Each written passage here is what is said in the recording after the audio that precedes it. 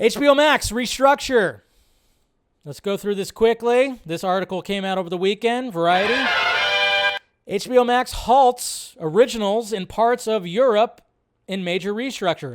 Exclusive! Warner Brothers Discovery's post-merger growing pains. Like I said, growing pains. An eye-watering $3 billion cost savings target are hitting its programming strategy in Europe, Variety has revealed. As the media conglomerate looks to recalibrate its streaming priorities, it will no longer produce originals for HBO Max in the Nordics, Denmark, Sweden, Norway, Finland, Central Europe, and Netherlands and Turkey, and will also remove some content from its platform in order to free up licensing deals elsewhere. Cut, cut, cut. Snip, snip, snip. Zaslav.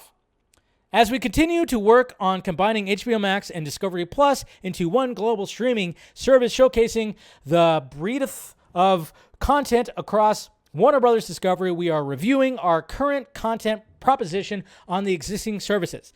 As part of this process, we have decided to remove a limited amount of original programming from HBO Max, as well as seizing our original programming efforts for the Nordics and Central Europe. We have also seized our nascent development activities in the newer territories of Netherlands and Turkey, which had commenced over the past year.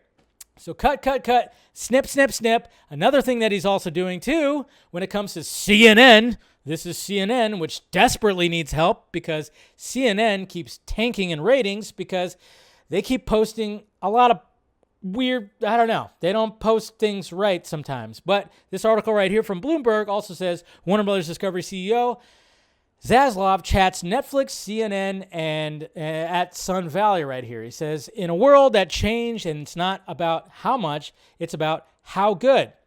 And this is what Zaslav had to say when it came to this. The 60-year-old media mogul addressed changes at the company's CNN network. The 24-hour news channel posted somewhat tepid ratings during the recent January 6th hearings as it looks to reinvent itself as the channel appealing to both sides of the political aisle under the new CEO, Chris Leach. Yeah, it can't be one-sided. News should not be one-sided. Same with Fox News. Cannot be one-sided.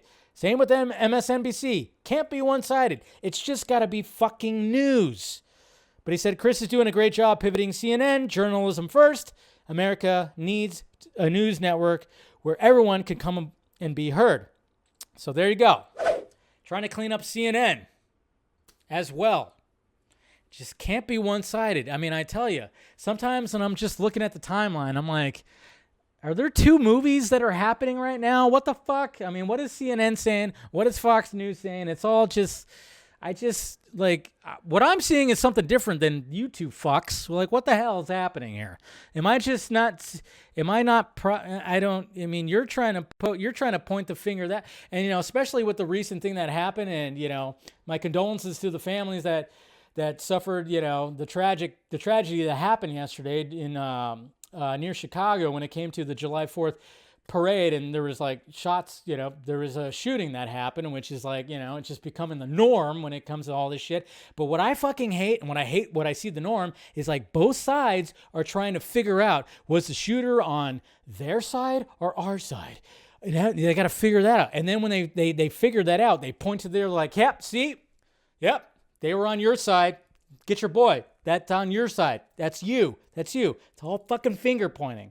So hopefully Zaslav can maybe turn CNN, which back in the day, you can actually look to CNN and be like, hey, look at that. Journalism, news. I can actually, hear the news and then determine shit for myself and blah, blah, blah. And not just be one fucking sided. Because remember CNN Plus or whatever the fuck? That tanked because nobody was subscribing to it. If you want to survive in this, you can't just be fucking one-sided.